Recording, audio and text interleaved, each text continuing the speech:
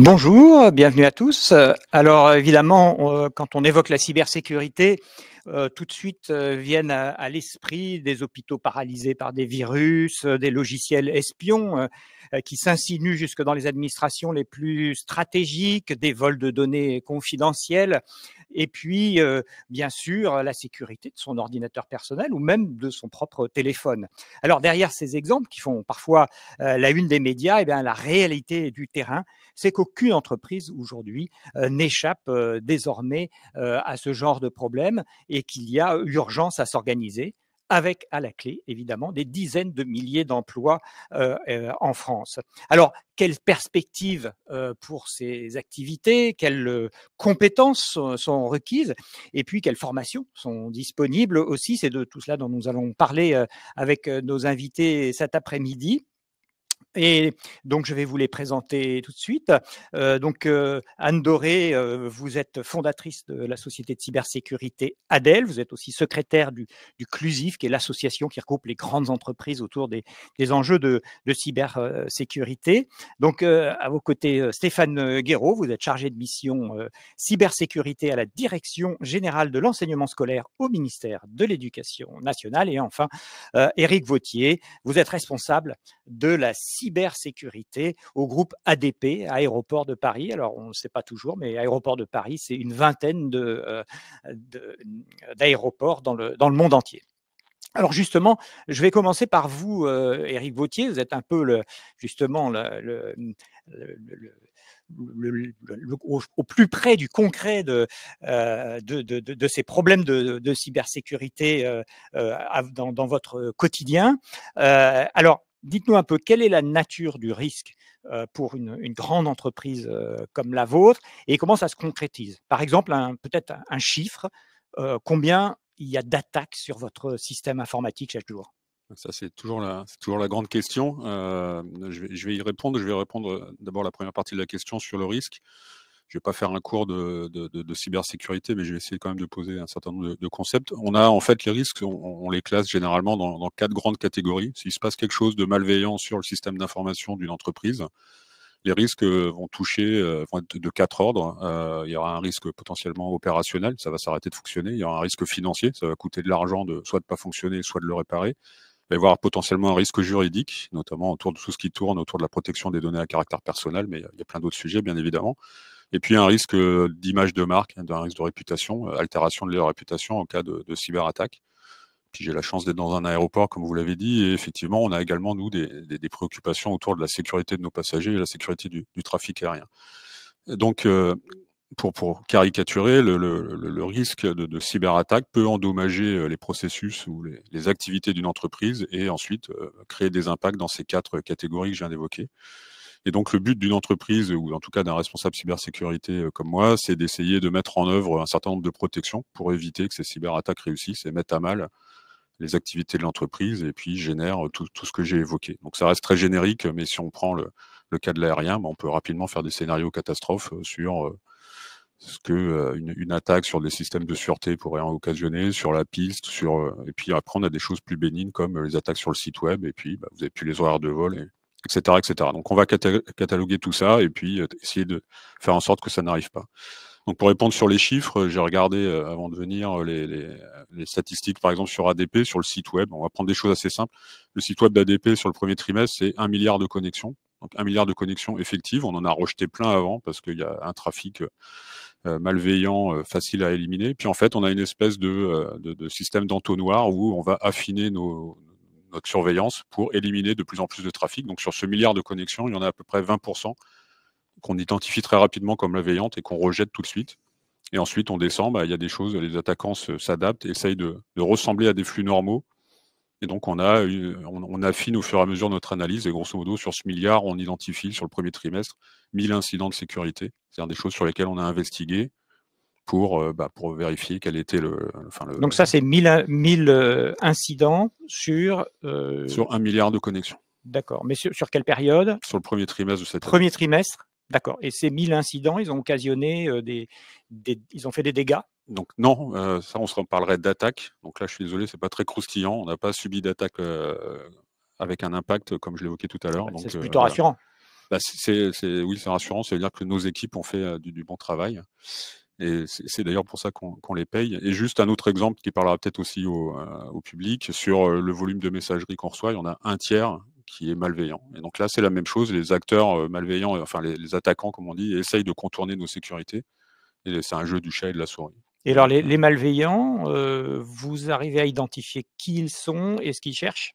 Alors ça, c'est malheureusement impossible. Il suffit de regarder la presse pour voir qu'on a du mal à donner des attributions. En ce moment, il y a un certain nombre de campagnes de désinformation, de mise à mal de l'État français. Donc on a, on va dire, un suspect évident, justement sous l'angle réputationnel. On imagine, si le site d'aéroport de Paris était en panne, on dirait regardez, la sécurité aérienne n'est pas assurée, etc., etc. Donc on contribue un peu tous, toutes les entreprises françaises en tout cas, contribuent à la réputation du pays d'une certaine manière. Donc il y a un aspect politique aussi, en fait, Oui, tout à fait, de plus en plus d'ailleurs. de plus en plus dans ces attaques. Donc, très bien. Alors, Stéphane Guéraud, justement, dites-nous un peu, face à ces besoins, hein, toutes ces attaques et tout le travail qui est fourni. Alors, vous m'avez pas dit d'ailleurs, Éric Vauthier, combien de personnes chez vous, parce que ça va être important pour la suite. Aujourd'hui, sur une population d'à peu près 6000 personnes à l'aéroport de Paris, à Paris, pas dans le groupe, mais à Paris, Ouais. il y a 50 personnes qui consacrent 100% de leur temps sur les sujets de cybersécurité. Et on a un réseau d'à peu près autant de personnes qui doivent intégrer un peu de cybersécurité dans leur métier de tous les jours, ce qui est aussi une grande tendance. C'est plus juste une affaire de spécialistes, mais ça devient un peu l'affaire de tout le monde, y compris les gens qui ouvrent leur messagerie et qui doivent ne pas cliquer sur le mauvais lien, comme on dit. Bien sûr. Alors, 50 personnes entièrement consacrées à ce sujet. Alors, Stéphane Guéraud, on va dézoomer un peu, hein. Au niveau de la France, quels sont les besoins que vous avez identifiés en termes de spécialistes du domaine? Alors, avant de parler de besoins, il y a à peu près 50 000 personnes qui travaillent, un petit peu plus de 50 000 personnes qui travaillent dans la cybersécurité en France. Mmh. Et il y a une pénurie très importante, hein, de 15 000 emplois à peu près, en arrondissant, dans la cybersécurité. Ça veut dire qu'on pourra en avoir 75 000? Exactement. Mmh. Alors, et les besoins sont justement croissants par rapport aux attaques, par rapport au développement du numérique qui est maintenant omniprésent. Et donc, en cybersécurité au niveau national, nous avons une stratégie nationale cybersécurité dans le cadre de France 2030, dont l'objectif est justement de développer les talents, d'aller chercher les talents et de développer d'autres formes de formation. Et depuis 2022, nous avons développé des diagnostics pour justement estimer les besoins en formation et en personnes à former. Et on a choisi, enfin en tout cas, un choix national a été fait autour de 7 grands projets de formation pour à peu près 80 000 emplois ciblés d'ici 5 ans à former, juste par rapport à cet appel à manifestation d'intérêt. Donc, Il y vous a avez bien besoin de 80 000 personnes dans les 5 ans qui viennent, dans les 5 ans qui viennent. en plus de celles qui sont déjà… Alors en renouvellement en renouvellement. et aussi pour répondre aux besoins et les futurs besoins des entreprises. D'accord. Et donc, aujourd'hui, quel est le flux à peu près? Enfin, il en sort combien chaque année de Alors, spécialistes? Former, c'est justement un travail de long terme et donc on a besoin à la fois de techniciens jusqu'aux ingénieurs Mmh. et donc former un ingénieur, on a quand même plus de 5 années d'études après le bac. Donc là, on est sur des formations qui ont débuté depuis 2022, enfin des plans de formation et de financement de plans de formation. Donc on en est qu'au tout début. Voilà. D'accord. Alors, Anne Doré, puisqu'on va continuer à prendre un petit peu de hauteur sur ce sujet, faites-nous un petit peu un panorama à la fois des secteurs qui sont touchés, hein, parce que là, bon, on parle de l'aéroport de Paris, mais j'imagine, enfin, on le sait d'ailleurs, ça touche les entreprises, mais aussi les administrations. Donc, est-ce qu'on a déjà un peu une cartographie des endroits où c'est le plus sensible, où il y a le plus de besoins, etc. Et puis peut-être aussi, de manière plus générale, au niveau mondial, quelle est l'ampleur du phénomène et est-ce qu'on a déjà catégorisé un petit peu le type d'attaques qui interviennent? Alors, pour la catégorie des types d'attaques, si je reprends la définition de l'ANSSI, en fait, il y a 4 types d'attaquants. Il y a les groupes para-étatiques. Donc, on l'a dit, actuellement, il y a des suspicions fortes vers certains pays, et c'est là où la dimension géopolitique est de plus en plus importante, prégnante. Ça, c'est le premier point. Après, il y a les activistes. Donc, ce qu'il faut voir, c'est que les para-étatiques, forcément, ils ont les moyens d'un État, donc ils vont avoir des enjeux politiques, d'influence, d'ingérence, etc. Après, on va voir les activistes qui, eux, vont avoir une logique très ciblée pour défendre leur cause, pour pour valoriser ou pour mettre en exergue leur cause. Après, il y a la cybercriminalité. Donc la cybercriminalité, c'est en fait tous les ransomware que l'on reçoit à grande échelle, qui sont ciblés mais qui sont aussi très massives et qui visent à comme son nom l'indique, à demander des rançons. Donc en fait, moi je dis souvent que c'est les cow-boys, les Indiens du 21e siècle, mais en fait ils cherchent de l'argent, et donc il faut pas oublier que la cybercriminalité aujourd'hui gagne plus d'argent que le trafic de drogue au niveau mondial. Donc c'est quand même avec une probabilité d'être pris qui est nettement inférieure comment dirais-je, au trafiquants de drogue. Et puis après, vous avez les individus éclairés ou pas, ou qui vont, vous allez un collaborateur qui est pas content, qui va vouloir se venger entre guillemets et vouloir faire quelque chose en interne, ou qui pour des raisons justement parce qu'il porte une cause va vouloir exfiltrer des données et pour les revendre ou les communiquer aux médias, etc., etc. Donc ce risque d'individu aussi qu'en interne, qui est ou externe d'ailleurs, qui va vous le dire. Moi, mon Graal, ce serait d'aller attaquer telle entreprise ou tel site internet, etc. Donc voilà, donc c'est les 4 typologies d'attaquants que l'on a et telles que les définit l'ANSSI. Après, en termes de cyber, le besoin il est mondial, parce que comme l'ont dit Stéphane et Eric, au final, la cybersécurité maintenant elle est structurelle. Comme on est on évolue dans un monde qui est de plus en plus connecté et de plus en plus digital. La cybersécurité, elle est sous-jacente à tous les projets, toutes les organisations, et maintenant elle fait partie, elle devient structurelle. Donc en fait, c'est pour ça qu'il faut de plus en plus de besoins et de ressources. Aujourd'hui, on l'a dit, il y a 15 000 postes ouverts en France. Au niveau mondial, c'est 1,3 million. Donc ça veut dire qu'on peut même pas aller se dire on va aller chercher de la compétence dans d'autres pays, etc. C'est pas possible. Et à contrario, on peut avoir des acteurs qui vont se dire ah bah tiens, les Français sont très bons sur ce type d'expertise, et on va aller chercher les Top Gun ou les meilleurs des experts français, on peut les débaucher, etc. Et ça, c'est un phénomène qui s'est en plus accentué avec le Covid et le télétravail. Là où avant on pouvait dire bah non, on vous paie le déménagement, vous venez dans notre pays, enfin vous venez travailler chez nous. Je pense notamment aux grands groupes américains qui savent très bien faire ça. Maintenant, ils sont même de dire bah vous restez en télétravail chez vous, mais on vous donne les moyens et les salaires que vous auriez aux États-Unis. Donc la concurrence est rude, et donc c'est pour ça qu'il faut développer des compétences. Et ce qui est aussi important, c'est qu'on a parlé de compétences techniques, mais qu'en fait cette compétence cybersécurité, il faut qu'elle se répartisse sur l'ensemble des métiers de l'entreprise.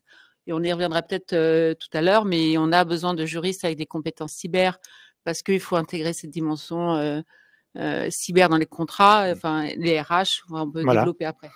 Non, alors on va le développer maintenant, même, vous voulez dire, parce que justement, la question qui vient après, c'est quoi être spécialiste de la cyber? Donc, Éric Vauthier, chez vous, vos 50 personnes, qu'est-ce qu'elles font? Je vais essayer d'illustrer ça avec une image peut-être un petit peu originale. C'est un peu comme une équipe de foot, en fait. Le premier métier qu'on a eu dans la cybersécurité, c'était les défenseurs. C'est-à-dire qu'on avait des gens qui voulaient nous faire du mal, et donc il fallait mettre des gens en regard pour les empêcher de faire, ou en tout cas les empêcher d'avoir une incidence sur le fonctionnement de l'entreprise. Et donc un petit peu comme une équipe de foot, le défenseur droit, c'est pas le défenseur gauche. On a une spécialisation par technologie, typiquement il y a des gens qui sont spécialistes des mails, de la protection de la messagerie. Il y en a d'autres qui vont être spécialistes des sites web, l'informatique industrielle dans un groupe comme ADP, c'est aussi quelque chose de très spécifique. Donc on a une spécialisation des défenseurs. Alors, j'ai pas parlé des attaquants, mais bon, ils sont pas dans l'équipe, hein, c'est peut-être la différence avec le foot. Ils sont extérieurs à l'équipe, même si de temps en temps, je pense qu'on en reviendra peut-être plus tard, on prend des prestataires externes qui jouent le rôle d'attaquant, parce que c'est le meilleur moyen de tester nos défenses, c'est d'avoir des gens qui nous attaquent pour de vrai, en sachant que c'est eux, parce que quand c'est les vrais qui nous attaquent, c'est pas vraiment un jeu. Et puis comme dans une équipe de foot, il faut un coach. Donc là, en l'occurrence, à l'aéroport de Paris, j'ai la chance d'être ce coach-là, donc avec des compétences autres que de savoir jouer sur le terrain. Ça rejoint ce que disait Anne sur le juridique, sur la communication, parce qu'il faut former les équipes, etc. Donc c'est un travail non technique sur le terrain, mais qui a son importance. Puis un dernier point qui est peut-être moins connu aussi, un peu comme au foot, on a la VAR, là, la vérification d'action avec les caméras. Ben, on a nous ce qu'on appelle un Security Operations Center ou un centre opérationnel de cybersécurité. C'est un peu la spécificité de notre métier, c'est qu'on peut faire très bien les choses et l'attaquant trouve une chose qu'on a mal faite et il en bénéficie. Donc on a besoin de gens qui surveillent justement les gens qui contourneraient nos solutions et qui trouveraient des passages qu'on n'a pas nous-mêmes imaginés. Donc voilà, je ne sais pas si la comparaison tient la route, mais voilà, j'espère que ça c'est va une bonne analogie. Donc, est-ce que Stéphane Guéroult, vous pouvez nous donner un peu rentrer un peu plus dans le détail de cette équipe de foot, c'est-à-dire précisément, parce que finalement vous, votre métier, c'est quand même de faire rentrer ça à un moment donné dans des cases de formation. Donc, comment vous catégorisez les différents métiers qui sont demandés aujourd'hui en cybersécurité? Alors, c'est pas l'éducation qui va catégoriser, mais on va s'appuyer sur les grands spécialistes et notamment l'ANSSI, qui a fait un panorama d'ailleurs des métiers de la cybersécurité. Donc, on peut les distinguer selon des métiers déjà spécialisés dans la cyber avec 4 grandes familles, et puis des métiers qu'on va appeler métiers connexes, dans lesquels on va retrouver des gens qui sont impliqués dans la cybersécurité parce qu'il y a la sécurité dans leur quotidien, même si c'est pas une spécialité précise. Et puis il y a ceux qui vont avoir la connaissance du domaine de cybersécurité pour justement travailler sur l'assurance, la RH, la vente de produits cyber. Et donc tous ces métiers en fait sont autour de la cybersécurité. Donc la cybersécurité, c'est pas un métier, mais c'est beaucoup de métiers. Donc, dans les métiers de spécialistes, 4 grands domaines. Donc il y a le domaine de la gouvernance en quelque sorte, la gestion de la sécurité, le pilotage des grands projets de sécurité. C'est là où on va retrouver notamment les RSSI, donc les responsables des systèmes d'information. C'est là où on va retrouver les coordinateurs sécurité. Enfin, toutes les domaines de gouvernance de cybersécurité. C'est les chefs d'orchestre. Les chefs d'orchestre de la sécurité qui vont être souvent aussi des donneurs d'ordre. Les capitaines de l'équipe. C'est ça, voilà, les capitaines. On va avoir ensuite tous ceux qui vont être dans la conception, dans le maintien opérationnel, justement, du système d'information. Et qui sont justement dans la connaissance de leur système d'information et dans l'anticipation. C'est là aussi où on va retrouver des profils comme ceux qui vont tester les systèmes. On va avoir des gens qui peuvent être des auditeurs et qui vont faire ce qu'on appelle des tests de pénétration, les fameux hackers éthiques notamment. Et puis on a les pompiers de la cyber en quelque sorte, ceux qui vont gérer les incidents, travailler sur les moments de crise, parce que justement quand une entreprise ou une administration est attaquée, on est en situation de crise, il faut pouvoir réagir, et il y a donc des pompiers de la cyber, et c'est un peu cette image de la cyber qu'on essaie aussi de véhiculer, c'est tout ce côté de pompiers, de soignants de la cyber. La cyber, c'est de la sécurité, donc c'est pour protéger les autres. Il y a des valeurs derrière ces métiers. Et puis, tous les métiers de conseil, de service, de recherche, parce que justement, les attaquants vont contourner, vont trouver des nouvelles solutions dans de nouvelles évolutions technologiques ou techniques. Et il va falloir donc s'adapter et avoir des chercheurs, avoir des consultants qui viennent pour certaines entreprises. Toutes les entreprises sont pas taillées pour répondre à des problèmes de cybersécurité, notamment les PME, les TPE.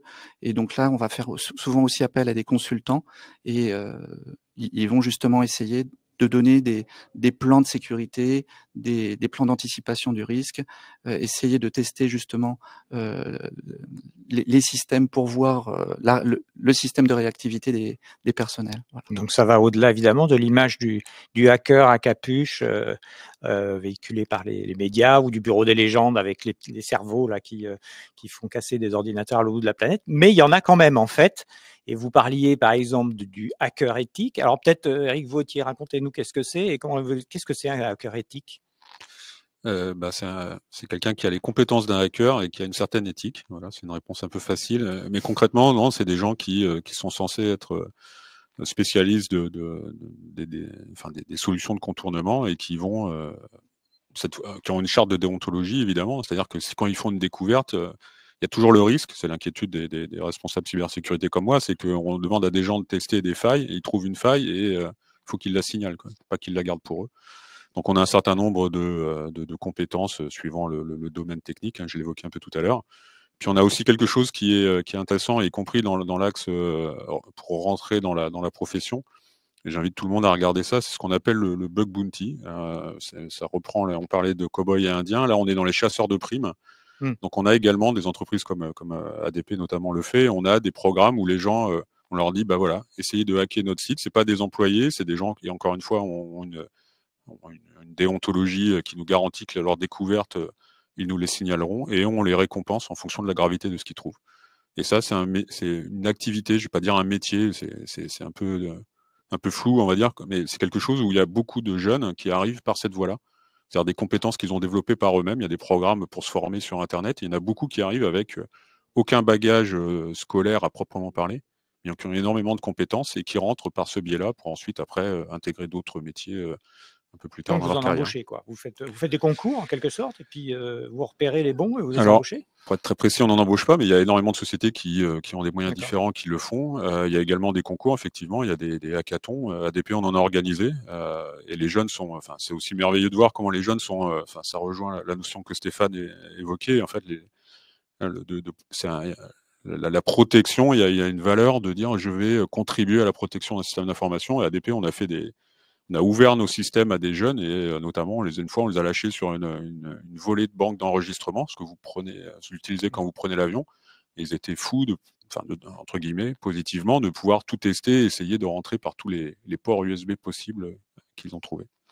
Alors Anne Doré, visiblement, on a l'impression que auprès des jeunes, il n'y a pas vraiment de problème d'attractivité parce que ça fait, il y a beaucoup de jeunes qui adorent ça, aller sur internet, essayer de contourner. Et quelle est la réalité de ça? Est-ce qu'il y a encore un problème pour attirer les gens vers ces métiers? Bah, oui, parce que en fait, on l'a dit, en fait, c'est quand même pas que des métiers techniques. Il faut faire de la gouvernance, il faut faire de l'analyse de risque. Enfin, ça, c'est déjà un premier point. Je pense qu'il y a un point aussi, ce qui est important, c'est que Eric l'a très bien dit, il y a beaucoup de jeunes qui se forment, qui sont et donc en fait, ça aussi demande de la part des écoles, mais aussi des entreprises qui vont les accueillir, cette ouverture d'esprit, je veux dire, d'aller chercher ces jeunes qui ont des parcours atypiques.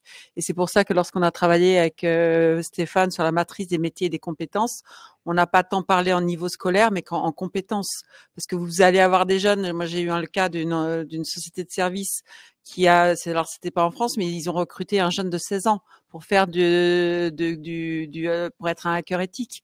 Parce que ce jeune, il est juste brillant. Alors évidemment, ils l'ont fait en accord avec les parents, mais d'ici on le prend pas chez nous, en fait, il y a quelqu'un qui va venir et qui va, comment dirais-je, une société d'attaque qui va le motiver. Donc oui. Et pour répondre à ce que vous disiez, il y a par exemple Tesla qui tous les ans organise un concours et celui qui arrive à hacker une voiture Tesla gagne une voiture. Ah, d'accord.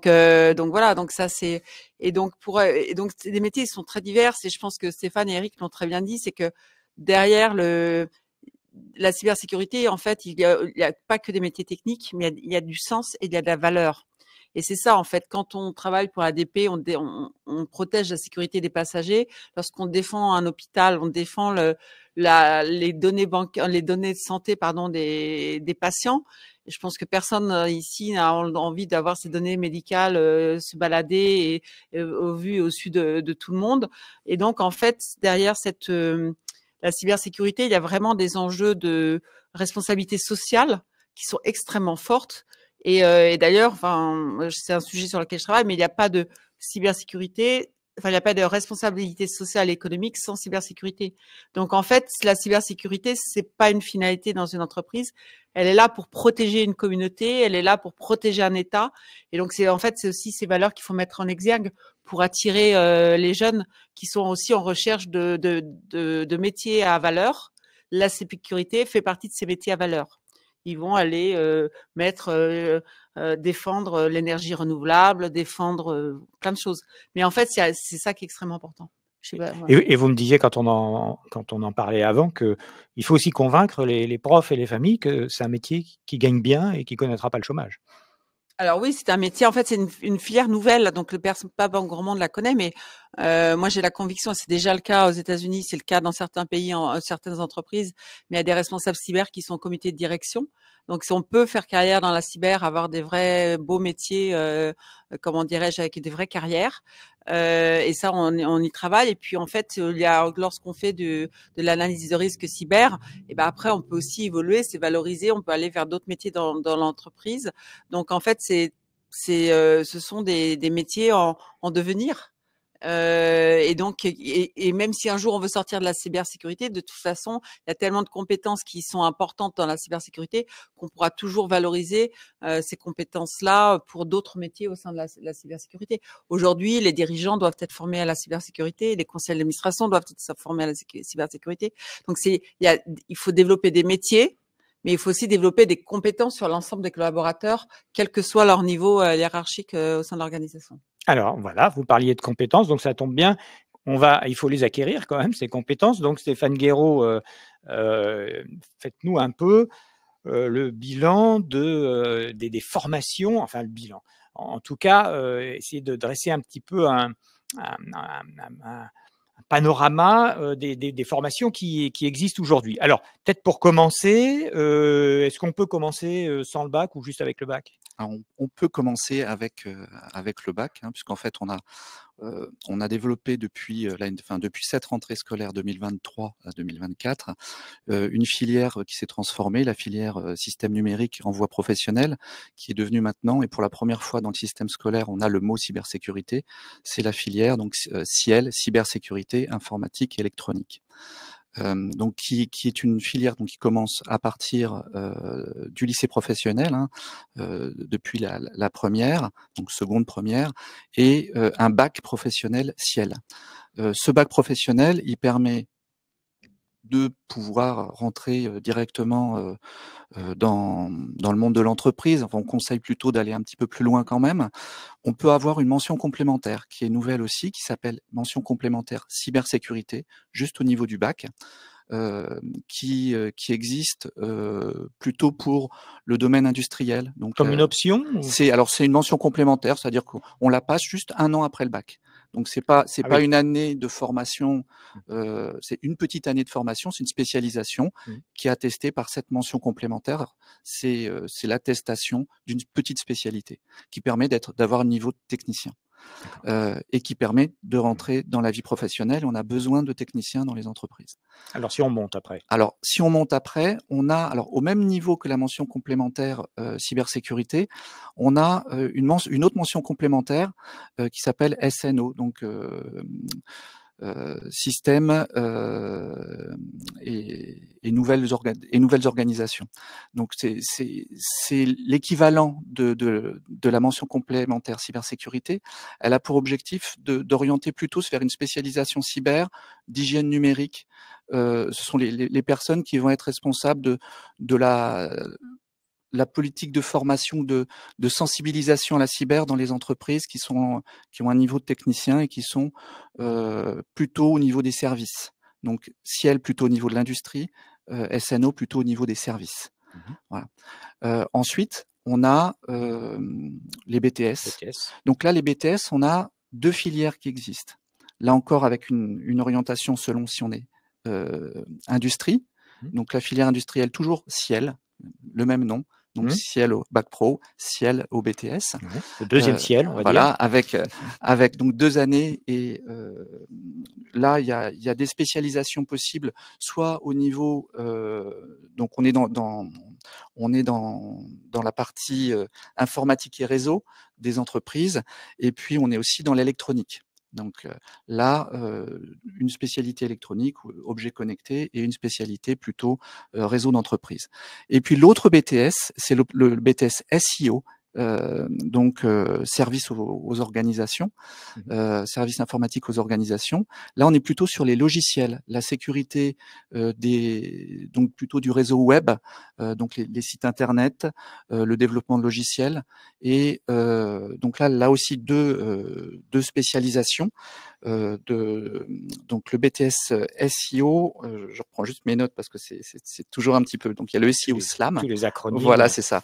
Donc SEO SLAM, qui est l'analyse des risques, conception et développement des applications, et le BTS SEO solutions d'infrastructure, système et réseau, qu'on appelle SIR.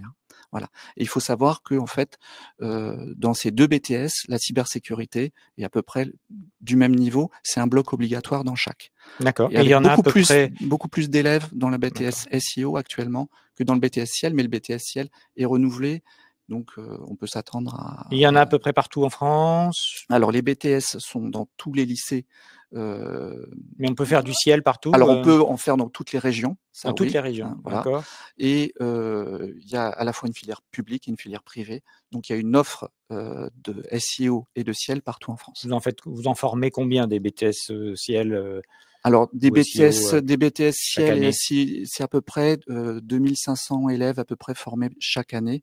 Donc, tous les 2 ans pour la diplomation. D'accord. Voilà. Ok. Donc, pour chacun des BTS. D'accord. Voilà. Enfin, pour les deux. Voilà, c'est ça. D'accord. Ok. Et alors après le BTS. Après. Alors si on monte après, ben c'est les écoles d'ingénieurs, j'imagine. Enfin, alors il n'y a pas que les écoles d'ingénieurs, parce qu'en fait quelqu'un qui est en BTS peut aussi poursuivre en université, notamment sur des filières professionnelles, des licences pro. Informatique. Ensuite, il y a plein de spécialisations. Il y a aussi toute la filière autour des IUT. Avec notamment des brevets, donc ce qu'on appelle les BUT, et une filière en cyber qui est très très importante aussi sur les télécoms, réseaux et télécoms.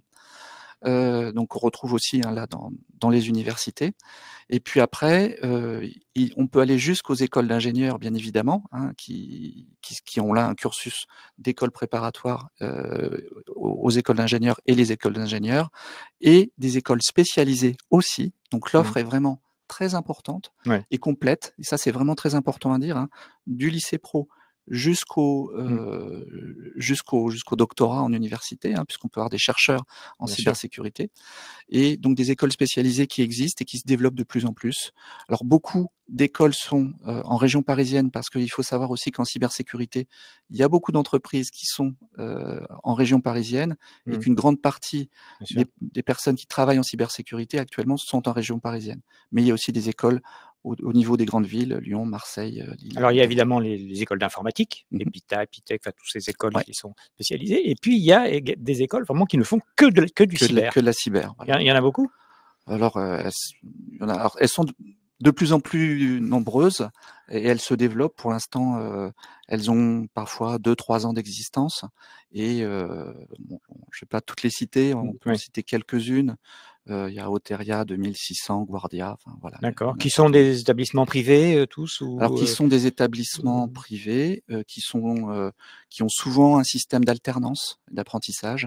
Donc il faut savoir que dans toutes ces écoles, on apprend le métier aussi par le biais des entreprises et donc de l'expérience pratique réelle. Alors justement, Eric Vauthier, vous en embauchez combien chaque année? Et quels sont les diplômes? Enfin, vous allez les chercher où, vos spécialistes?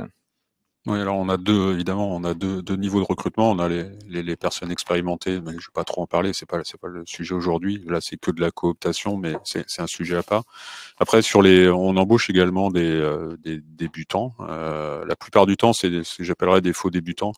Parce qu'on a évoqué l'alternance, c'est vraiment la voie royale pour moi. C'est sûr que les écoles, beaucoup d'écoles, vous en avez combien d'apprentis? En ce moment, on en a 2, et ça fait 15 ans que je fais de la cybersécurité, et quasiment dès le début, j'ai pris des alternants. Donc là, l'équipe a augmenté depuis ces années. Donc au début, on a été à 1 par an, et maintenant on est à 2 de manière régulière. Donc avec des gens qui ont des parcours variés, comme ça a été évoqué par Stéphane. On a des gens qui ont fait justement des EUT, qui ensuite sont rentrés, on fait une année supplémentaire, et maintenant sont en master. Et moi, j'encourage tout le monde. Je sais qu'il y a des questions financières à la clé, mais j'encourage vraiment tout le monde à aller jusqu'au master. Aujourd'hui, l'alternance permet vraiment en dehors des frais quotidiens, les cours sont d'une certaine manière gratuits. Oui, c'est une Pris façon de en... financer finalement le Oui, cursus. bah enfin, moi je trouve que en 15 ans, le paysage a énormément varié. Je suis très heureux d'entendre la concrétisation de tout ça. Enfin, il faudra regarder, faire une photo par rapport à il y a 15 ans. Aujourd'hui, on est dans un état vraiment très intéressant avec enfin, des débouchés pour tous les gens qui rentrent dans ce que Stéphane a décrit.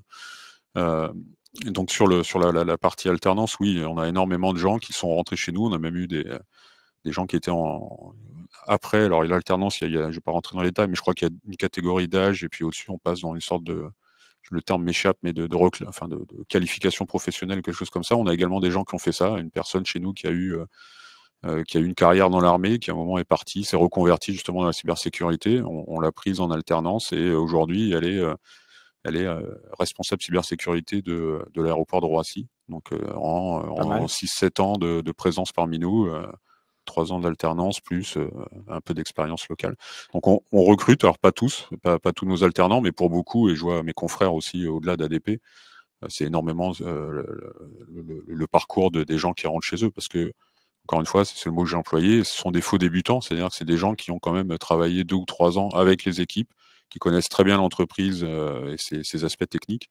Et donc, c'est beaucoup plus simple ensuite de les intégrer. On gagne un temps fou en termes de formation interne, etc. etc. Et alors, vous, en termes de formation, dans toutes celles qu'on a décrites, vous avez des petits préférés quand même telle école ou tel type de formation? Est-ce que le BTS c'est bien ou plutôt les écoles spécialisées, les généralistes? Je sais pas, est-ce que vous avez non, un petit tout ce qui a été, non, enfin, tout ce qu'a évoqué Stéphane, c'est en train encore de se mettre en place. Hein, c'est ce que vous avez dit tout à l'heure. Donc nous, on est encore sur on a pris des gens qui sont plutôt généralistes. Tous nos bac plus 5 étaient des généralistes. L'école 2600, dont je connais bien le fondateur, a vraiment une niche. Et donc cette niche est tellement pointue que pour un contexte comme ADP, ils sont trop forts. C'est-à-dire qu'ils n'auraient rien à faire chez nous. Ils vont plutôt partir dans la défense, dans vraiment des entreprises très pointues également. Donc on a, en fait, je ne vais pas dire c'est très simple, mais c'est tout à fait possible en fonction de son niveau intrinsèque, rentrer à 2600 est pas simple, mais si vous y rentrez, c'est-à-dire que vous avez un très bon niveau et l'école est payante, mais en fait, 100% des étudiants sont des alternants. Donc en fait, il y a une condition pour y rentrer ou c'est juste un examen? C'est pas vraiment un examen, c'est presque un entretien d'embauche entre guillemets. C'est-à-dire qu'ils vont regarder des compétences techniques, donc il en faut, mais également ils vont regarder, et ça aussi, je pense que c'est un point important pour tous les jeunes qui nous écoutent, c'est ce qu'on appelle les soft skills. Alors en anglais, je sais pas comment on le traduirait, le savoir-être quelque part. Et notamment 2600, mais mais plein d'autres écoles le font. Je ne veux pas donner l'impression d'être son publicitaire. Beaucoup d'écoles le font aujourd'hui. C'est pas juste, comme vous le disiez tout à l'heure, le hacker asocial dans sa cave. Non, il faut aujourd'hui, malheureusement, ou heureusement, il faut dépasser ça et avoir la capacité d'expliquer ce qu'on a trouvé. Parce que si on dit j'ai fait ping, machin, et personne ne comprendra. Et donc, il y a vraiment un mélange des deux aujourd'hui, des hard skills sur la technicité et des soft skills. Et c'est également c'est pour ça que j'ai pas d'école préférentielle. On a recruté un peu toute la place de Paris en fonction des individus plus que des écoles. C'est ça, c'est ce qui compte. Alors, Anne Doré, sur ce sujet, justement, est-ce que pour vous, c'est le comportemental, ça va être peut-être plus important encore que le niveau scolaire? Alors, le niveau scolaire est évidemment important, mais comme on l'a dit tout à l'heure, comme il faut ouvrir tous les chakras et la porte à tout type de profil en fait. Hein. Donc on va avoir des personnes en reconversion, on va avoir des jeunes qui vont avoir des profils atypiques, on va avoir évidemment les cursus traditionnels tels que les a définis ou présentés Stéphane. Donc en fait, je pense que c'est aussi cette diversité est extrêmement importante parce qu'en fait, en face de nous, on a des attaquants qui sont aussi eux-mêmes issus de la diversité. C'est des gens qui viennent des 4 coins du monde, qui ont des modes de pensée complètement différents de nous et qu'en fait, avoir cette diversité d'esprit, de formation et de compétences au sein de l'entreprise, c'est extrêmement important. L'importance des langues étrangères, l'importance d'avoir des personnes qui sont dans la volonté d'apprendre en permanence, qui ont cette curiosité d'apprendre, de se remettre en cause et tout ça, c'est extrêmement important. Mais ce que je voudrais préciser aussi, parce tout à l'heure, on a dit qu'actuellement, il y a beaucoup plus de postes en cybersécurité à Paris. parce qu'à Paris, évidemment, c'est le cœur économique et on est en France, donc c'est assez centralisé. Par contre, il faut quand même ce besoin de ressources en cybersécurité, il est sur l'ensemble du territoire. Parce que tout à l'heure, j'ai pas répondu à votre question, qui sont les entreprises ou quels sont les acteurs les plus attaqués. Il y a évidemment les groupes du CAC 40, mais qui sont plus matures pour différentes raisons. Mais aujourd'hui, les entreprises qui sont les plus attaquées, c'est les PME, les ETI, collectivités territoriales, parce que ce sont les organisations les moins matures. Et donc, en fait, les hackers, forcément, les attaquants, ils vont là où c'est entre guillemets plus facile. Mais toutes les entreprises de France et de Navarre, toutes les collectivités, les hôpitaux, enfin, tout le monde doit monter en compétences en cybersécurité. Donc, en fait, l'ensemble du tissu économique, l'ensemble du territoire a besoin de profils. Donc, si aujourd'hui il est plus centré à Paris, si on a des jeunes qui veulent faire de la cybersécurité, qui veulent rester dans leur région, ils auront toute capacité, tout champ libre pour aller rester dans leur région et pour travailler. Donc ça, c'est extrêmement important. C'est que le besoin de ressources, il est sur l'ensemble du territoire. Stéphane Garot. Et alors, juste rebondir justement, l'objectif des appels à manifestation d'intérêt, compétences et métiers d'avenir, c'est justement d'essayer de couvrir ce besoin dans toutes les régions. Et on a y compris le besoin de couvrir les territoires d'outre-mer. Et donc, c'est aussi un des objectifs de financement, de formation pour tout le monde dans toutes les régions et dans les territoires d'outre-mer, notamment parce qu'au niveau même géostratégique, il y a des gros enjeux. Alors j'ai vu, regardez le micro, j'ai vu que vous aviez lancé une campagne d'information avec des petites vidéos animées. Alors dites-nous à qui ça s'adresse et pourquoi vous avez fait ça. Alors on a lancé collectivement, et ça c'est vraiment très important parce que c'est avec tous les acteurs de la filière. Et justement, donc ça s'est fait notamment au sein du campus cyber et du GT que Anne copilote, du GT formation, avec l'appui aussi et le copilotage de l'ANSSI. Donc c'est vraiment important. C'est une campagne nationale, très collective et très volontariste, qui s'appelle Demain spécialiste cyber, qui a été lancée en novembre dernier. Donc il y a un site internet qui s'appelle Demain spécialiste cyber tout attaché. Et l'objectif, c'est justement montrer ces éléments-là, c'est que une autre image de la cyber avec une diversité de métiers. Donc on retrouve les grandes familles de spécialités et de non-spécialistes, justement, avec des personnages qui ont été qui viennent un petit peu de l'univers du manga. Donc, on a des affiches qui peuvent être diffusées dans tous les établissements scolaires, mais y compris partout. Elles sont disponibles sur le site. Et 2 petites vidéos qui racontent justement les petits parcours de chacun des personnages types, que ce soit cryptologue, le hacker éthique, la responsable de cybersécurité, le juriste, la juriste, etc. La juriste. Voilà. Et très important, il y a autant de femmes que d'hommes dans ces affiches et toute la diversité que l'on peut proposer. Vraiment, l'objectif, c'est de rappeler que la cyber, c'est ouvert à tout le monde et que il n'y a pas de limite. Et derrière, sur le site, on retrouve des témoignages de vrais professionnels de la cyber, femmes et hommes, et puis des kits pour pouvoir se tester sur les compétences, donc avec notamment un autre partenaire qui est Pix, avec une plateforme autour de l'OSINT pour se tester un peu plus facilement sur d'autres compétences qui peuvent être utilisées autour des données et d'autres ressources qui existent, notamment un kit qui s'appelle Cyberenjeux. D'accord. Alors cette campagne a été lancée quand? En novembre dernier, novembre 2023. Et quels sont les retours? Donc actuellement, on a des affiches qui sont présentes dans un certain nombre de lycées, pas tous les lycées pour l'instant, et ça c'est un enjeu. Et on voudrait qu'elles soient massivement. Alors que fait l'Éducation nationale? Alors la communication, c'est pas toujours facile, et justement, j'utilise ce média pour justement diffuser davantage l'existence de ces affiches et faut envoyer des liens à tous les élèves. Et tout le monde. Alors, les liens sont envoyés aux établissements. Ensuite, effectivement, tous les établissements ont beaucoup de sollicitations. Mais par contre, au niveau des actions, par exemple, Cyberenjeux, qui est une ressource pour faire un petit peu des hackathons, mais pas des hackathons techniques, plutôt parler de la cybersécurité, de connaissances cyber et des métiers de la cyber. Ça a touché 70 000 élèves. Voilà, juste cette année scolaire.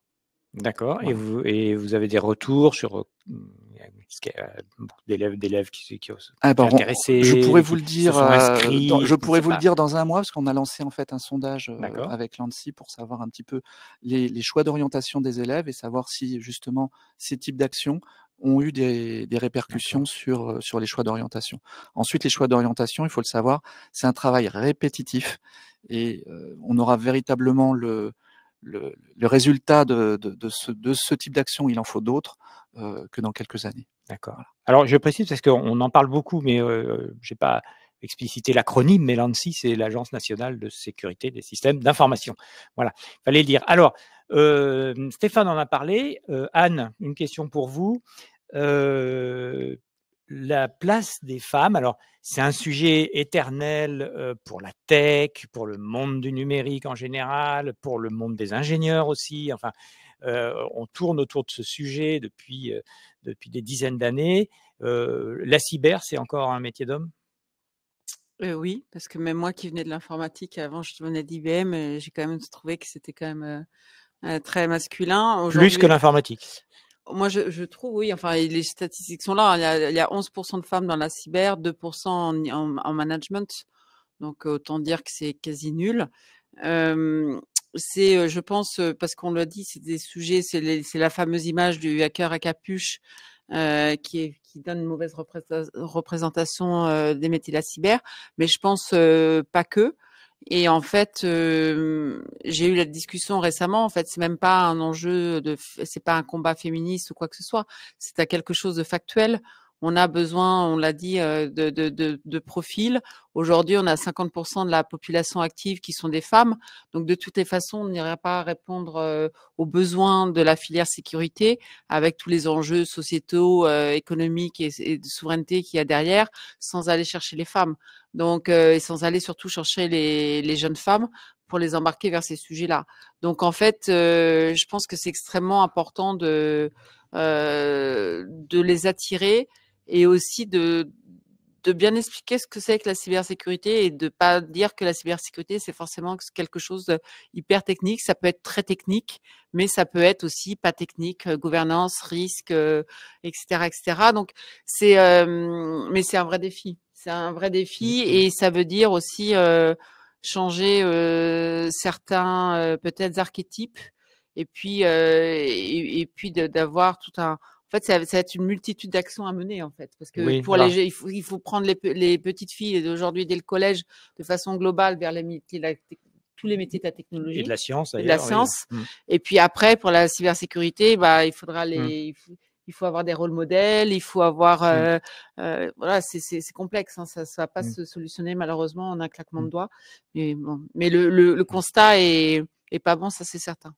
Alors, on a dit, notamment dans le domaine des sciences, que un truc qui marchait assez bien, c'était de faire venir des gens dans les écoles qui racontent leur histoire, enfin des femmes en l'occurrence évidemment, qui racontent leur parcours, leur histoire, ce qu'elles font, et que ça finalement ça pouvait éveiller un peu les esprits. Le Clusif, votre association, elle organise des choses de ce type-là en direction de l'enseignement et des scolaires, parce qu'il faut les prendre assez jeunes finalement parce que l'orientation, ça commence à partir de la 3e. Donc, Alors, oui, l'occlusif. Alors, juste un aparté, moi, je l'ai fait avant même d'être occlusif.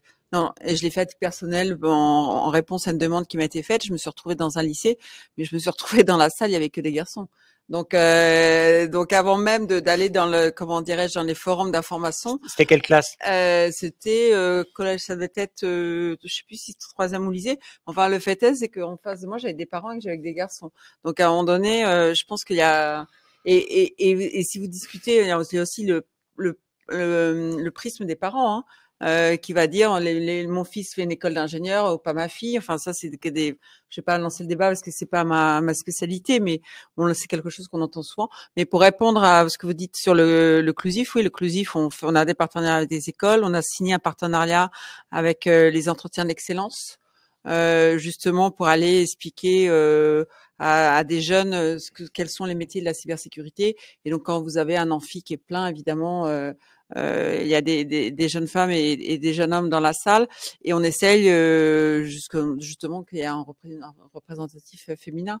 Mais c'est pas évident, parce que même pour avoir des rôles modèles, qu'est-ce qu'un rôle modèle? Et les enfants, il faut qu'ils se projettent par rapport à quelqu'un qui leur parle. Et même dans la métier de la cybersécurité, il y a, comme on l'a dit, il y a aujourd'hui dans le matrice, à quoi, 15-16 métiers différents. Donc aujourd'hui, en fait, moi, je peux représenter un métier qui va pas du tout parler à la personne qui est en face de moi, homme ou fille d'ailleurs, hein, garçon ou fille. Et puis on va pas parler d'un métier qui ferait rêver ce garçon ou cette fille. Donc c'est difficile, parce que on parle de la cybersécurité, mais au final, il y a 15 métiers et qu'il faut, entre guillemets, vendre, ou qu'il faut rendre attractif auprès d'une population. C'est peut-être une acculturation au métier du numérique en général, peut-être, qui est à faire avant que ce soit juste la cybersécurité. Éric Vauthier, par exemple, il y a combien de femmes dans vos 50 spécialistes? Alors la main, c'est une colle là que vous me posez. En fait, je pense qu'il y en a. Il doit y avoir, oui, une dizaine, on doit être à peu près dans les statistiques. Les deux responsables cybersécurité des aéroports de Paris, d'Orly et de Roissy, sont toutes les deux des femmes, mais je pense que c'est un hasard. Encore une fois, il n'y a pas de... Ouais, mais c'est quand même une bonne nouvelle. Oui, oui, et puis il n'y a pas d'ostracisme, loin de là. Et on retombe sur les questions que Khan a évoquées. En fait, le problème, il date de la vocation scientifique, parce que c'est toujours classé comme scientifique. Donc j'espère qu'aujourd'hui, on aura réussi à passer le message que ça ne l'est pas forcément. Moi, j'invite les enseignants à parler de cybersécurité dès la 6e, parce qu'il y a un côté très ludique. On évoque contourner les protections, on évoque découvrir des choses comme Stéphane l'a dit avec l'OSINT, qui est de la recherche sur Google. Donc on vous donne, il y a des exemples très simples, hein. On vous donne une photo, on vous dit à trouver où cette photo a été prise. Donc on regarde une photo, on voit aucun signe distinctif, et pourtant, en creusant un peu, on arrive à trouver, on arrive à dire cette photo a été prise à tel endroit, presque. Exactement. Et ça, c'est un côté très ludique qu'on peut démarrer, je pense, dès la 6e, et indépendamment du genre de l'enfant. Et souvent, même d'ailleurs, les plus jeunes, les filles sont plus sagaces que les garçons. Donc, il y a des chances qu'elles finissent mieux sur ces premiers tests que les garçons. Moi, juste pour donner une expérience personnelle, donc moi, je viens de Seine-Saint-Denis, donc j'ai aussi à cœur d'essayer de montrer à des jeunes qu'on peut sortir de Seine-Saint-Denis et trouver un travail autre que le trafic de drogue. En plus, ça paye plus la cybersécurité, je suis content de l'apprendre. Et en fait, donc j'ai donné, à Clichy-sous-Bois, notamment une fois, je suis allé en 3e. Rien que pour que les filles puissent s'exprimer par rapport aux garçons, pour poser les questions, c'est déjà un challenge. Donc encore une fois, il faut qu'on parle de cybersécurité dès la 6e, où il n'y a pas encore forcément cette espèce de rapport de force. Et ce qui m'avait fait sourire, surpris d'abord, et puis fait sourire in fine, la première question qu'on vous pose quand vous allez comme ça, vous vous dites, je vais présenter mon métier, je vais expliquer que c'est bien la cybersécurité. La première question qu'on vous pose, c'est combien vous gagnez? Et justement, on retombe sur un des sujets qui a été évoqué, on est dans un métier de pénurie encore aujourd'hui, et il y a assez peu de difficultés à y rentrer. Bon, il faut certaines compétences, comme on l'a déjà dit, et les salaires sont plutôt à la hausse, ce qui pose des problèmes pour des gens comme moi. Donc vous répondez quoi quand on vous demande combien? Je donne une fourchette, et puis je peux la donner là, hein. Grosso modo, aujourd'hui, un bac plus 5 en cybersécurité, il va toucher un brut, je vais donner une fourchette on va dire aux alentours de 45 000 €. Voilà, aujourd'hui, la pénurie sur le marché, c'est ça. Et puis après, il y a des gens... un jeune qui arrive. Oui, oui. Avec un certain nombre de compétences, encore une fois, c'est une moyenne, on va dire. Mais aujourd'hui, c'est difficile de trouver un jeune compétent à moins de ça, d'une certaine manière, sur le marché. Donc voilà. Donc après, chacun jugera si ça correspond à des envies. Puis après, les salaires peuvent monter à 6 chiffres pour des gens qui sont dans des grandes structures et qui ont un rôle de directeur cybersécurité dans une grande structure. On est facilement à 6 chiffres, c'est-à-dire nettement plus que 100 000 €, 200 000, 250 000. C'est pas des chiffres aujourd'hui qui sont... Alors, il faut avoir un certain âge. Hein, vous voyez, j'ai les cheveux blancs. Je suis pas à 250 000, hein, je le dis publiquement. Mais voilà. Et donc la première question, c'est est-ce que ça paye bien? Oui. Et ça rejoint ce que vous disiez sur l'informatique. C'est pas une question d'être bon en maths, en fait. C'est au contraire d'avoir une certaine forme de curiosité pour apprendre à bidouiller. C'est comme ça qu'on dit au début, mais bidouiller, ça devient hacker d'une certaine manière. Quand vous bidouillez bien, vous hackez un système. Ça demande une certaine forme de logique. Donc encore une fois, pas besoin d'être très fort en mathématiques pour avoir cette forme de logique et puis être adaptatif. Et ça, je pense qu'encore une fois, donc faut pas se dire j'ai une mauvaise note en maths, j'arriverai jamais à rentrer en informatique. C'est peut-être même l'inverse qui risque de se passer. Et en cybersécurité, qui est une sous-discipline, c'est pareil. Il y a pas de barrière à l'entrée sur telle matière égale, vous pouvez rentrer ou pas. Je pense que c'est un message important à passer. Stéphane Guéraud, il y a des programmes donc à l'enseignement scolaire. Est-ce que vous avez des actions, enfin j'imagine, mais quelles actions spécifiques en direction des filles? Alors en direction des filles, on essaye justement d'adapter, on a parlé tout à l'heure de challenge dans des entreprises. Nous, avec d'autres partenaires, donc notamment avec l'armée, le commandement de la cyberdéfense, qui est aussi un recruteur, hein, qui a du mal à recruter. On fait ce qu'on appelle un challenge CTF, Capture the Flag. Donc c'est très ludique, il y a une vingtaine d'épreuves. C'est de la résolution de problèmes par équipe, hein, jamais tout seul. Et une des conditions, c'est que dans l'équipe, il y ait au moins une fille. Ce qui fait que cette année, donc on Une avait... fille sur combien? Alors sur 4. Donc, Ouais. mais on a eu des équipes de 4 20%, filles. 25%. Voilà, Ouais. on a eu des équipes de 4 filles. Ouais. Et donc cette année, on a eu 5000 élèves qui ont participé et un peu plus de 1200 filles qui ont participé. Ah, presque la moitié. Voilà, presque. Ouais, presque. D'accord. Donc c'est plutôt encourageant. Est-ce que vous faites aussi des actions ciblées, enfin des interventions dans les classes? Les interventions dans les classes, ensuite, ça dépend ensuite de... On les incite, mais la politique des établissements dépend, comme je l'ai dit tout à l'heure, hein, des très nombreuses incitations. C'est une volonté, en tout cas la cybersécurité, le numérique, mais en particulier la cybersécurité, font partie des axes très importants, alors pas forcément prioritaires, mais très importants, et notamment pour l'orientation. Et on encourage en tout cas tous nos partenaires. Il y a un certain nombre d'associations qui sont autour, alors que ce soit des associations de femmes de la cyber ou des associations d'entreprises ou de fondations d'entreprises qui travaillent autour des métiers du numérique ou de la cyber. On encourage les forums, on encourage les actions de témoignage, et on encourage aussi tous les témoignages entre pairs, notamment quand ce sont des jeunes qui sont en formation, notamment cyber, qui peuvent parler davantage et là qui ont d'autres questions que combien vous gagnez, parce que on s'adresse à des gens qui sont presque du même âge, et donc là c'est peut-être des gens qui étaient dans ce lycée qui avant. étaient, alors pour certaines, parce que là ce sont surtout des filles, qu'est-ce qu'elles ont fait comme type de bac, combien de temps elles vont dans l'entreprise où elles sont actuellement, qu'est-ce qu'elles font réellement. Tiens, elles ont des responsabilités alors qu'elles ont que 21 ans. Voilà, c'est des choses un peu plus concrètes et liées au métier. Et le pair à pair est important. Alors c'est pas facile, déjà qu'il n'y a pas beaucoup de filles. En trouver qui soient volontaires pour aller dans les classes, c'est encore plus difficile. Mais on en a, et on essaye petit à petit de diffuser et de pousser ces exemples, en tout cas de témoignages. Alors on arrive presque à la fin de notre discussion. Je voulais juste un petit tour de table très rapide sur un sujet qu'on n'a pas évoqué, qui est l'après-scolaire, c'est-à-dire la formation continue au long de la vie, puisque finalement c'est aussi un réservoir, aller chercher des gens qui sont soit proches, soit éloignés. Éric Vauthier, vous me disiez, et vous nous racontiez d'ailleurs une histoire un peu proche de celle-là tout à l'heure, mais est-ce que dans vos équipes, et vous avez des actions pour aller chercher peut-être à l'intérieur de votre entreprise ou à l'extérieur des gens, des seniors ou des gens qui ont de l'expérience et puis qui veulent changer de parcours, et est-ce qu'il y a une offre de formation qui existe? Alors on a développé ça en interne à ADP, justement pour des parcours un peu originaux à l'intérieur de l'entreprise. Donc on a, enfin, je ne vais pas rentrer dans des termes techniques, mais on a défini une forme de notion de filière, c'est-à-dire qu'il n'y a plus de barrières entre les différents types d'informatique. Autrefois, on avait, encore une fois, je ne vais pas être trop technique, l'informatique industrielle, c'était un monde à part, et on y passait toute sa carrière, et on s'est aperçu que ça démotivait également un certain nombre de personnes. La cybersécurité, en plus, va à un rythme tellement rapide qu'il faut se former en permanence. Donc ça, la formation continue, quand on est responsable cybersécurité, c'est obligatoire. Et la difficulté, c'est d'arriver à dégager ce temps-là.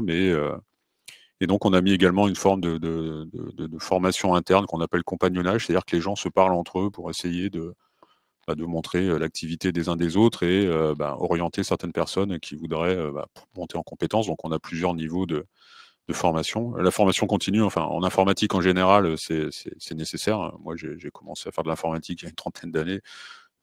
doit plus rester grand monde qui développait de la façon dont je développais à l'époque. Donc voilà, on est obligé d'avoir ces modalités-là. Après, sur les reconversions, c'est un sujet un peu plus compliqué, enfin, à mon propre niveau dans l'entreprise. Par contre, on essaye de réfléchir à plusieurs des donneurs d'ordre et puis des fournisseurs sur quelles sont les activités spécifiques qui peuvent permettre de faire ces rebonds. Donc, il y en a une que j'évoquais au tout début, qu'on appelle les centres opérationnels de sécurité, qui ont ce qu'on appelle des niveaux 1, niveau 2, c'est-à-dire des gens qui vont prendre des incidents de plus en plus compliqués, quelque part, en fonction de leur expérience. Et ça, souvent, c'est même pour les jeunes, mais aussi pour des gens qui veulent se reconvertir. On incite à regarder ce sujet-là, très spécifique, qui s'appelle SOC, SOC en anglais, où justement, on a une espèce de... je n'arrive pas forcément à trouver le bon terme, mais d'approche par par l'exemple, c'est-à-dire qu'on commence par décortiquer, je vais le faire comme ça, des incidents très simples, puis à force de les voir, de les comprendre, on peut se dire, je vais creuser un petit peu plus, et donc si vous regardez la théorie des SOC, vous avez niveau 1, niveau 2, niveau 3, et en fait, c'est assez proche de l'évolution des connaissances de la personne. Et donc ça, c'est un moyen. Encore une fois, il faut trouver la bonne adéquation entre les donneurs d'ordre et les offreurs pour faire rentrer des gens. On parlait de profil atypique, il y a également des réflexions pour faire rentrer des gens qui ont des troubles autistiques, parce que c'est pareil, c'est des gens qui ont peut-être des problèmes de socialisation par certains aspects, et qui également ont un côté vraiment très, très focus sur les détails notamment.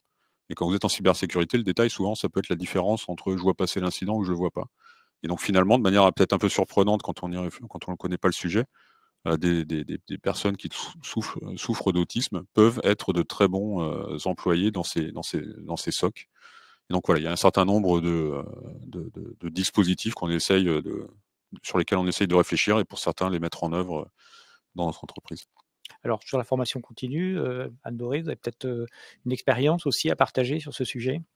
Moi, en fait, je suis convaincue de la formation continue, et en fait, moi qui ai beaucoup travaillé dans des groupes anglo-saxons, c'était logique en fait. On passe, quand vous travaillez dans un groupe anglo-saxon, à part la partie juridique ou comptable, vous pouvez passer d'un métier à l'autre, et en fait, votre employeur, comment dirais-je, il parie sur votre capacité à monter en compétences. Qu'on parle pas de reconversion, on parle de monter en compétences. D'un côté, vous allez monter en compétences sur certains sujets, et puis à côté, on va dire, bah oui, mais toi, tu connais bien les métiers d'entreprise, toi, tu connais la culture d'entreprise, donc en fait, tu auras peut-être plus de facilité à le parler au métier, ou peut-être plus de facilité à voir là où est le risque cyber sur tel processus métier. Donc ça, pour moi, c'est un changement presque culturel quand je suis dans la cybersécurité, parce que on me l'a encore dit récemment, on dit Anne, t'as une reconversion, mais non, je suis une montée en compétences. Ce qui est quand même fondamentalement différent, et c'est la capacité à, encore une fois, à capitaliser sur l'expérience de la personne, tout ce qu'elle a acquis dans l'entreprise ou en dehors de l'entreprise, en termes de management, en termes de gérer un audit, enfin plein quelles que soient ses compétences. Puis on lui dit, bah, tu vas monter en compétences. Donc, elle n'est pas forcément devenir un expert. Mais est-ce qu'on a besoin d'avoir des experts sur tout? Non, pas forcément. Mais en fait, on va la faire monter progressivement sur tel et tel sujet. Et puis ça marche. Donc, moi, je suis convaincue. Et c'est d'autant plus convaincue qu'aujourd'hui, on va dans un monde qui va tellement vite que j'entendais qu'il y a 30% des métiers de 2030 qu'on connaît pas encore. Donc, les métiers de la cybersécurité avec l'IA, avec l'intelligence artificielle qui arrive, ils vont être totalement remis en cause. Avec le quantique, ils vont être totalement remis en cause. Donc, en fait, encore une fois, il faut avoir cette agilité de gestion des compétences et des ressources ipso facto au sein des entreprises, des organisations. Mais là, c'est culturel. Ça veut dire s'il faut remettre en cause un certain nombre de choses au niveau des RH, au niveau, comment dirais-je, parce que j'ai eu plusieurs retours d'expérience de responsables cyber qui m'ont dit, on a eu quelqu'un, profil totalement atypique, d'une personne qui était maçon et qui a réussi et qui a intégré les équipes. Mais après, en fait, ce personne-là, dans quelle case il est? Bac plus 5, bac plus 4, et là, c'est là où ça commence à porter, et comment je gère son évolution de carrière. Enfin, donc, derrière tous ces changements de formation, d'évolution, de formation continue, d'évolution, de reconversion, et puis d'attirer des profils atypiques, il y a des enjeux organisationnels, structurels et de processus RH qui sont, à mon avis, à revoir ou ajuster pour pouvoir prendre en considération ces évolutions. Donc, c'est aussi une transformation des entreprises. Bien, merci. Merci à tous. Nous arrivons au terme de notre discussion. J'espère qu'elle vous a donné envie de rejoindre l'équipe de France de la cybersécurité.